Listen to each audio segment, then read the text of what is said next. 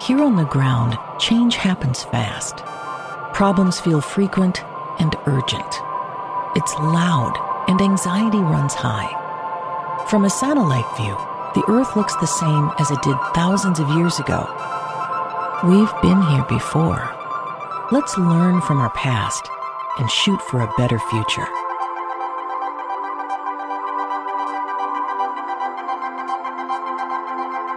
Hello and welcome to this week's episode of A Satellite View. I'm Todd Mikkelson, your host, speaking at you from Sunday, January 18th, 2026 in the space and time continuum.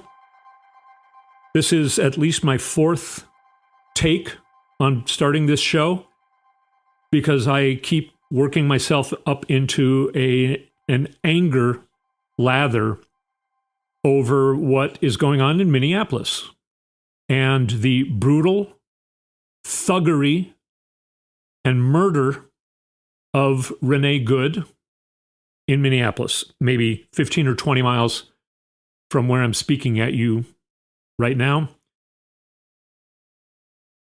I think that gives it more of an impact. For months I was thinking, I don't think it's going to make it out here to Minnesota, but I think Tim Walz attracted it, not because of his own doing, but because Trump is such a petulant little boy. He's like, too many people like that Tim Walz. Everyone likes him. I know he won. Stop saying he actually won the election. I know that. But we can't let people know that. We got to do something to Tim Walz. And then Tim Walz is reacting. I won't describe what it is. I feel like I would have to fight myself off of doing to one of these fat fucks with a mask and a gun if I came across them. I know I would end up getting murdered myself, but it puts me in such a rage. I don't like it. I don't like knowing. I don't like imagining the violence that I wish to perpetrate upon anyone or many of these fat fucks.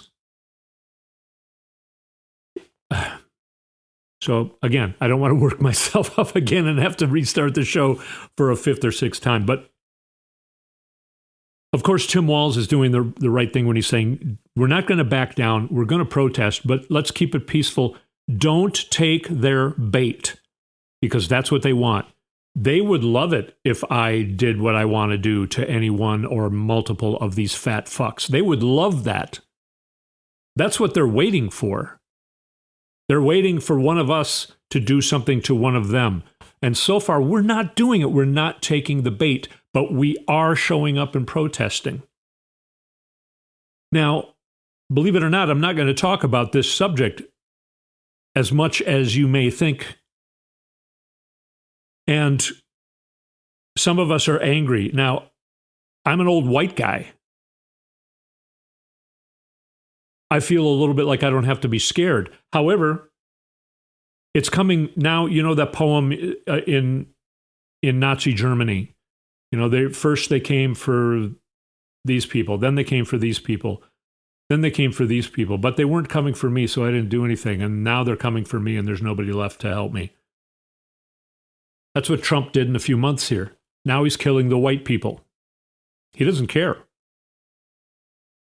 Native Americans felt like, well, they're not going to come to us because we're on our reservations. Well, no, they kidnapped some Oglala Lakota Indians or Native Americans.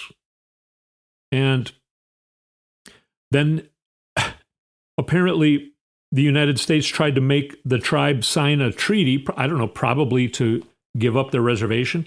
And they refused. The Lakota refused. So they're keeping the hostages. So now the Lakota know, no, you're not. They're coming after you too. Now us white people know they're coming after us too. Usually us old white guys don't need to be scared, right? And by the way, I'm not, but I am so angered. I don't like how it reflects upon myself. How angry I can get over this. But a lot of people are feeling fear. I have yet to see any of these fat fucks in person. I wouldn't be surprised, though, if they make their way out here. We have a factory in the same building of my business that has an array of different people working there that I'm sure. And by the way, you notice I'm not calling them by their name. To me, they're just a bunch of fat fucks. And these fat fucks would love to raid our building and beat up women and mothers and have me come out of my door and start yelling at them and do what I've been fantasizing of doing for the last week and a half to them so that they can shoot me too. And then Trump can, declare war on Minneapolis. They would love that. Okay, again, I'm trying to rein it in. If you can believe it, this is how good I am at reining in my rage. Not very. So I'm even losing my train of thought. Now, there are people who are afraid. There are vulnerable people who are very afraid because they know that these people are being kidnapped. By the way, how many young children have disappeared because of these fat fucks? I almost called them by their name, which I refuse to do. By the way, it was supposed to be a temporary thing. This fat fuck brigade. It was supposed to be temporary. It began after 9/11, 2001. It's not supposed to be here anymore in 2026. So yeah, we need to abolish the fat fuck brigade. Now, getting back again to the point I want to make, there is somebody, Emily Eaton.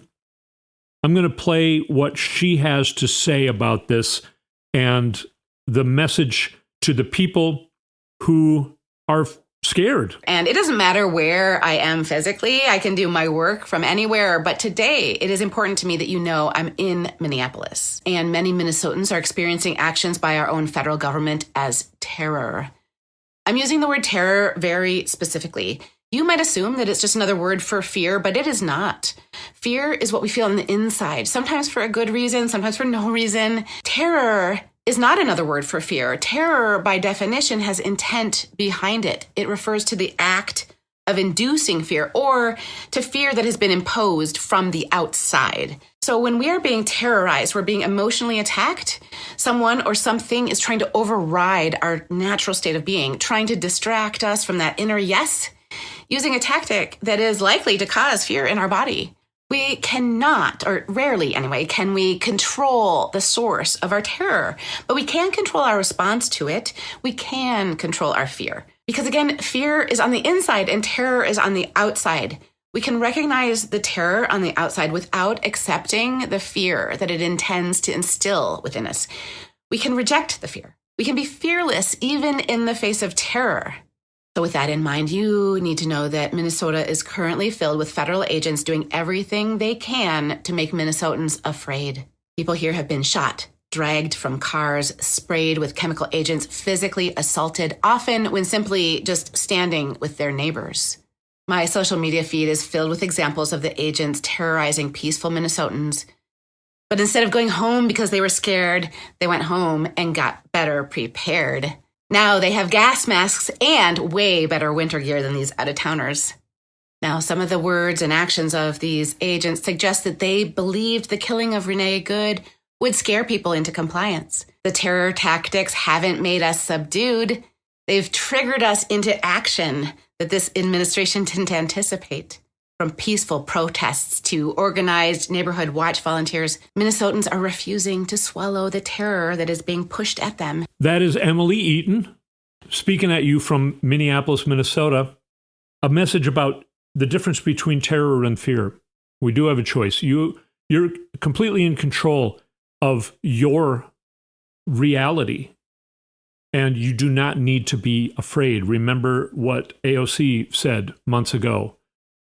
We won't give them our fear because that's what they want. Tim Walz is saying, don't take the bait.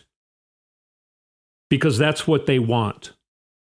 And they're pushing harder and harder because they know they're almost done.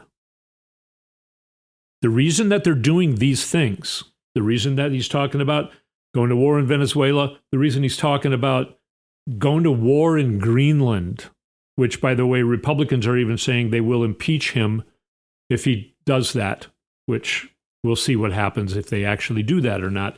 But the reason he's doing all these things is, yes, you're right. It's because of the Epstein files. That's what they've been called. It's really the Trump-Epstein money laundering and human trafficking pedophilia ring. Some information has surfaced over this last week, and I'm a little convinced that last week my show would have just been nothing but me being in a rage about what was going on in Minneapolis, because I had lost track of the prize here. I took my eye off the ball. We got to keep our eyes on the prize. The prize is the new earth that happens after the Trump regime has been taken down, just like the Nazis had to be taken down. The Trump regime, I mean, they've got the stormtroopers, the brown shirts, whatever you want to call them. They've got them going on. Breaking people's car. If a policeman had broken a driver's car window anytime before a year ago, it would have been headline news. And now it happens how many times every day, every hour, just in Minneapolis itself. So yeah, last week would have been nothing but an outrage on that. But there are other things to report. First of all, like Emily Eaton said, the people are not bowing down. The people are not giving up. Protests all over the world against his talk about going into Greenland and about what's going on in Minneapolis with the Fat Fuck Brigade, the Nazi Fat Fuck Brigade. People are coming together more than they have, I don't know, certainly in my lifetime, if not the existence of humanity, history on Earth. I don't know. It's amazing. And more right-wing podcasters, and they've all reached their point, and they're done. And they're coming to join us. People on the streets are coming to join us.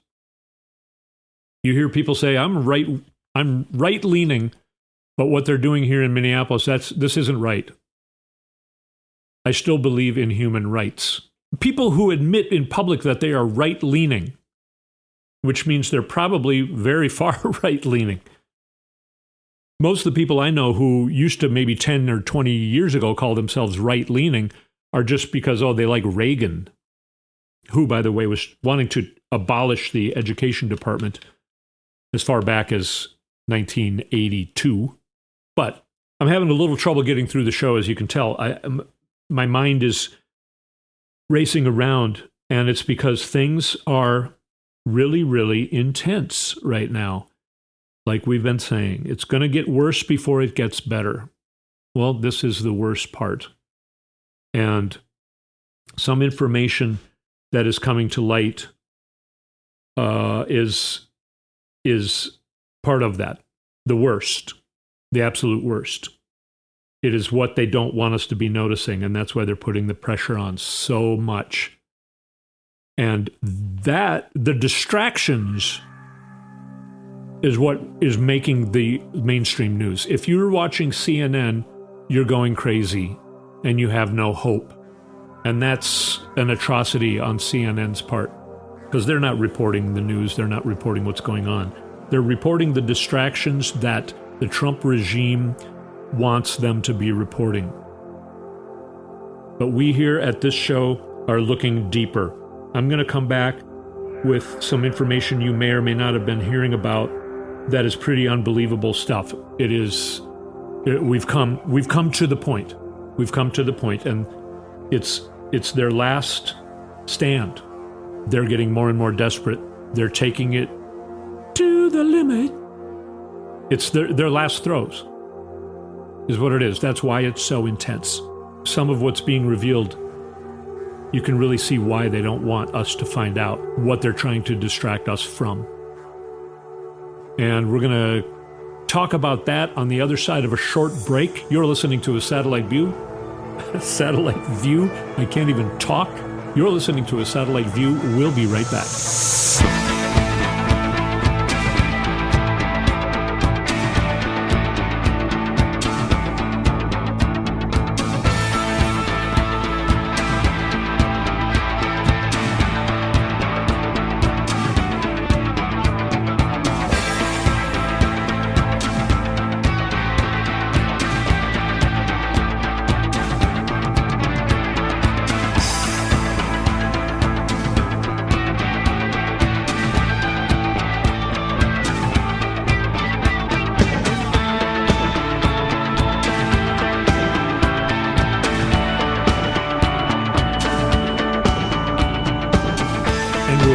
Satellite View.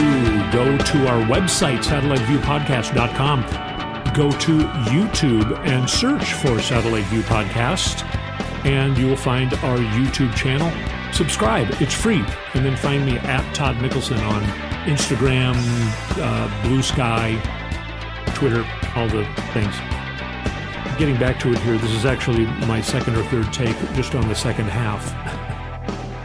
Yeah, my mind is pretty scattered. The pressure and the intensity of these distractions, as you know, are pretty incredible.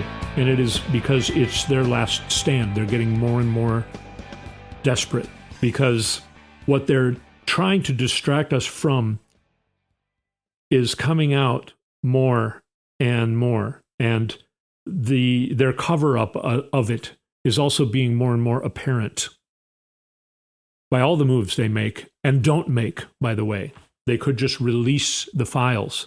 I'm not going to explain. They're already breaking the law by not releasing the files. And we're finding out that what's in the files is at least as bad as we imagined it to be times 10.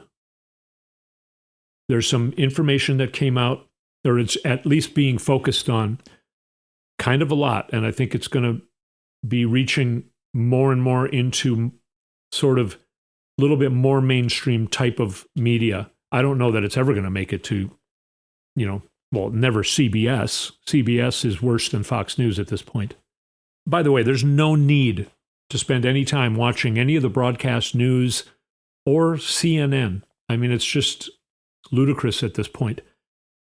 But there are interviews, hours of an interview that was actually put up on Substack in late November, and it's just getting discovered now. And the person in the interviews has been trying to get this information out for the last 5 years. It's a male victim / survivor talking about between the age of 9 and 12 experiences that he had back then, along with other young children. I think he only mentioned other girls.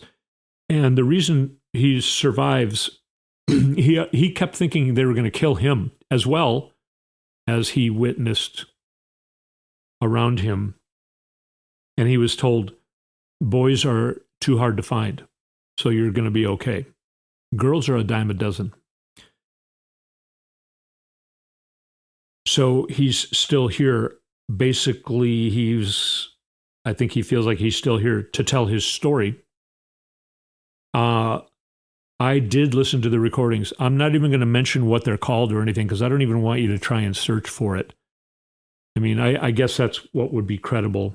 But I don't want you to listen to them. I've always been somebody who faces these things right face to face. When people die, I'm the one who keeps it together and comforts the other people. I'm not trying to say that I'm different or better or anything like that. It's just that for some reason, I handle these things in a different way. There are people who don't want this in their head. I have it in my head. And to me, it's like, okay, now it's proven to me that, okay, yes, this is why they are so scared. Wow. Wow. Because it is 10 times more than I imagined. And I imagined some bad things, but this is different and worse. It's the kind of darkness, if you want to call it evil, that has been hidden from us. And it needs to be revealed. We need to see it in order to get rid of it. And that's why I always handle these things. You know, when somebody dies, I feel like, well, that's a part of life. It's not the end of the existence of the person. And you can take that and run with it, and whatever your belief system is, or if you have, you know, want to keep no belief system, whatever that is, I feel like I want to know what it is. The thing I hate most is not knowing. I don't care how bad it is. Like when I was in high school, if I had a girlfriend or something, hey, if you went out with some other guy last night, I just want to know. I can handle it if I know it happened, and then we can talk about where we want to go, you know. And if you want to leave me, I just want to know. I don't want to be fooled. I don't want to. I want to face it for what it really is. That's why I went ahead and listened, because a lot of people who have listened to it are warning to not listen to it, because it is really, really that bad. There are names mentioned in these interviews, and that's where I was like, okay, let's be real careful here. How old would these people have been? Why would they be there? And also, in the assessment of whether or not this is actual truth, or if somebody's perpetrating some sort of hoax, I can tell you that after listening to them, I believe them. Part of it is because the journalist asking the questions, the independent journalist from Canada, outside of the country, this information is coming from, is part of the reason why these recordings have not been taken down. She acts as though she can't keep the story straight. In the first recording, he kind of goes through the whole story. He names names of other children at the time, because he was a child at the time too. This was going on from about 1979 to 1982. The fact that he goes through the story, and then in the second recording, she's like, okay, so that is this person who did this. And he's like, no, that was blah, blah, blah who did that. And she's like, right. And I think she was testing him. I think that's a journalistic way of like, I want to make sure this person isn't lying. So I'm going to keep grilling them. I'm going to ask them the same question. And then I'm going to, you know, I have it here in my notes that this person did this to this person, but I'm going to switch the names around and see if he catches it. And he always caught it. He would always say, no, that was this, that. No, that wasn't there. That was at this other place. And she's like, right. That happened throughout the review of the story, when she was like, okay, I just want to get this straight. So blah, blah, blah was at the blah, blah, blah. No, that was blah, blah, blah at the blah, blah, blah. He would keep correcting her. That was one way of determining that, yeah, this guy's not making it up. It's the truth in his head. When you're lying, it's hard to keep all that straight. When you're telling the truth, it's not. That was a big part of the test that I was putting it through as I was listening, which is another reason why I wanted to go ahead and listen to it. I wanted to make sure it's not a hoax. I'm not sure it's not a hoax, but I am quite convinced that it is true. And that is why they're afraid of it so badly. Also, since it's out there and since this guy has been saying these things for 5 years, I haven't heard him, but somewhere he's been saying them for 5 years, and he has not been shut down. He's not been sued for libel. He's out of the country. Nobody knows where he is. But Trump would sue him for libel, but he hasn't. Because Trump doesn't want depositions. He doesn't want to talk about this. which is another thing that tells me, yeah, this is true. One of the names is currently sitting on the Supreme Court. And I'm not even going to name who that is, but you're probably going to figure it out, because let's go back in time to October 1991. Anita Hill, testimony to the Senate about who she was working with and for at the time. And that is the person I'm talking about. Her opening statement. I watched 10 minutes of her opening statement, and it all of a sudden made sense. Putting it together with these new recordings I'm telling you about that are so horrific that I don't want you to hear them. Yeah, this person is capable of being at these events back in 1982, these horrific events.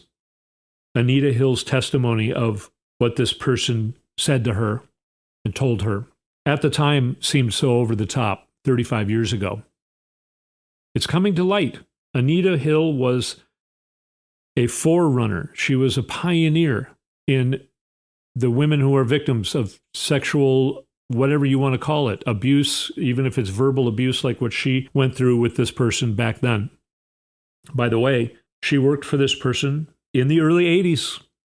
This person was finding new power and new places because of the power this person was being elevated to, which led to the ultimate elevation about 8 years later, going all the way up to the Supreme Court. Wow, now they have somebody in power that high up. I wonder if someday we could get a president into the White House. This cabal, this syndicate, this money laundering, child sex trafficking international system ran by Donald Trump, employing Epstein, who was so good at quote-unquote recruiting. There were also revelations about NYU and Columbia and some other colleges. Lisa Phillips, one of the survivors, she's also been organizing probably the most out of any of the survivors. She was putting feelers out. If you're a survivor of the Epstein sex trafficking ring, come to me. And she started to find that, so you went to NYU as well? Wow, you went to NYU? Oh, you went to Columbia? These were all like runaways and you know, really dirt poor young women and girls at the time. And they all went to like NYU. And she said, you know, Jeffrey Epstein tried to get me to go to NYU. And I was already working as a model. I was doing a lot of television commercials and stuff. And NYU told me, well, you can't come here unless you stop working, you know, on that particular dime that Epstein was putting up. And she said, well, I don't want to stop working. So she went back to Epstein and said, well, I'm not going to go to NYU because they want me to stop working. And he said, no, I'll get you in there. And he paid and got her in. A lot of these girls were saying he would overpay my tuition and then he would give me the extra money. And that was in order to keep them working for him in being a sex worker. One of them even said, I didn't even finish the final few classes and they still gave me a degree. And then Epstein said, I did that for you. And it was all to keep these young women working in the Trump-Epstein organization. She went to the Senate with it, and now Senator Jamie Raskin has getting things moving, starting to look into possible investigations on these colleges. There are also banks. This is very, very widespread. It's pretty out of hand. Alex Acosta was told, he's the one who gave Epstein the sweetheart deal in 2008. He testified that he was told that Epstein belonged, quote unquote, belonged to intelligence and to leave it alone back in 2007, 2008. 2 weeks ago, the last time I did the show, I told you a story about Epstein and Trump. Go back and listen to that. This information is really starting to unravel. The DOJ is trying to cover it up, but now these recordings are coming from outside the country. These recordings that I don't want you to hear because they're too disturbing. They're seriously too disturbing. They're not something you want to have in your head. They're not things that you want to know actually occur in our world. And they have been being hidden from us. They're no longer being hidden from us. The darkness has separated from the earth, and now we can see it. It's being revealed. We have to know what it is before we can deal with it. I'm going to tell you a short story.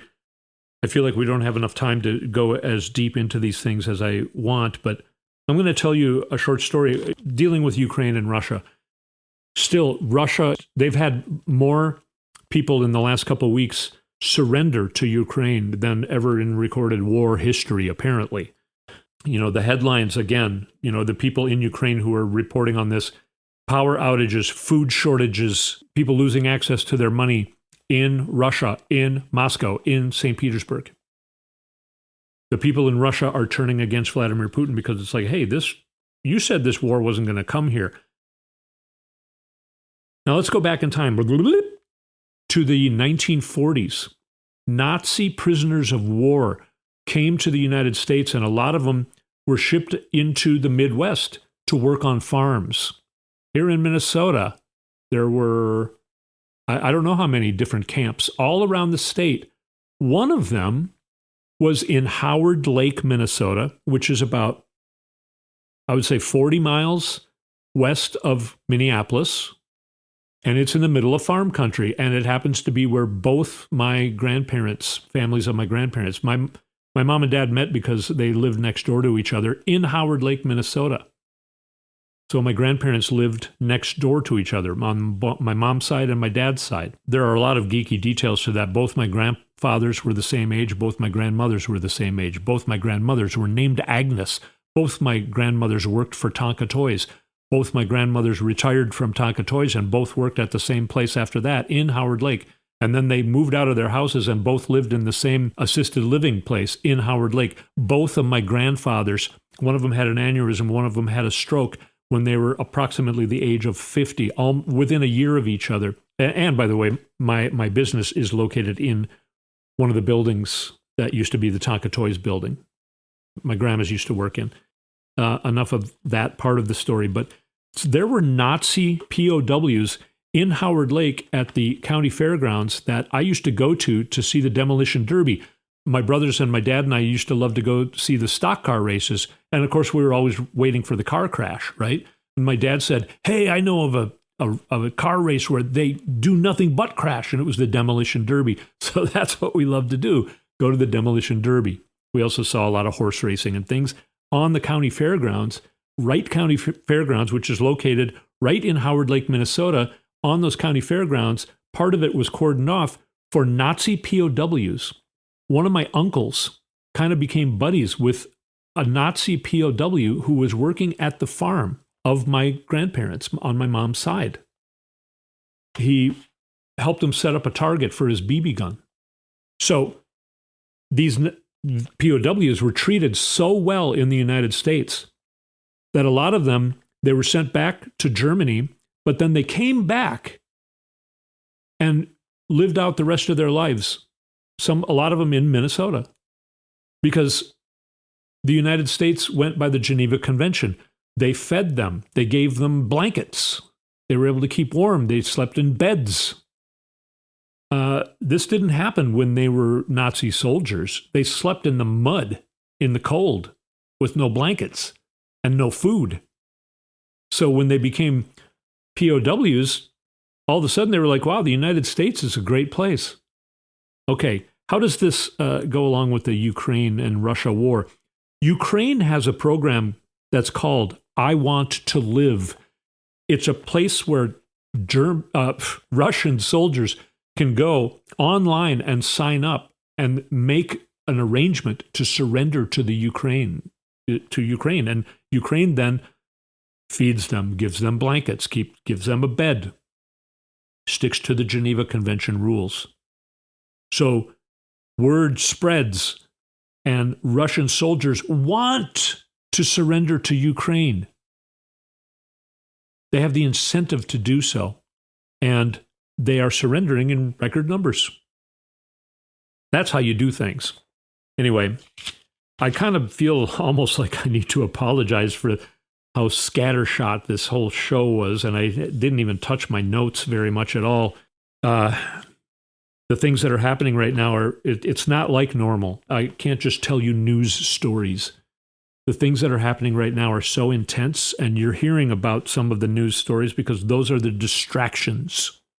I want to tell you about what they're trying to distract us from, and that is getting deeper and more intense than I imagined it was going to get.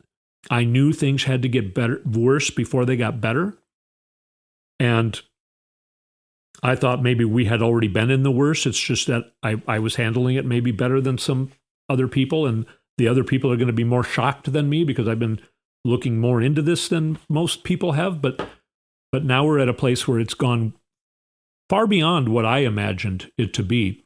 And that's why they're so scared. And that's why they're doing what they're doing.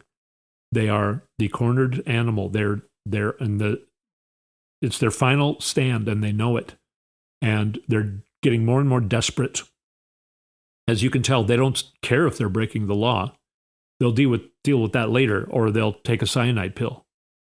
Seriously. I'm being serious when I'm saying that. You're not hearing me do my usual chuckle afterward, like that. Because this is serious. This is getting intense. But that is good. That means we're coming closer and closer to the end of this regime. And like I have been saying for weeks and months, start to imagine how you want things to be different. Abolish ICE? Yes. Okay, let's put that on our list, right? Think of the things that you want to change. Think of the things that you want to have happen, because we're in control. We're not backing down. In Minneapolis, we're not backing down. Anywhere. Across the whole world. They were expecting us to back down. We're not backing down. We're in control. We're in charge. Not them. There's many, many, many, many more of us than there are of them. We are in control. Take care of yourself. We need to get through this, and we're going to. Let's stick together. I will look into this stuff so you don't have to. I know that's a cliche, but that's what I'm doing. That's why I don't even want to tell you where to look for these recordings. Maybe I'll reveal that at some point, and maybe you're going to hear it even in this next coming week, because it is spreading more and more to more sources. More and more people are beginning to talk about it. And a lot of people are making the announcement that they're not going to report on it because it's going to trigger their PTSD. They don't want to listen to it. They don't want to go there because they have been told how horrific it is. And I'm telling you, it is horrific beyond what you can imagine. But it needs to be revealed for us to deal with it. Thank you so much if you're still listening. Thank you so much for coming and listening to the show. I promise to have my head a little more together next week. When I speak at you again. And again, thank you so much for being here. I'm so appreciative of it. We're going to get through this together. So thank you again. I will speak at you next week.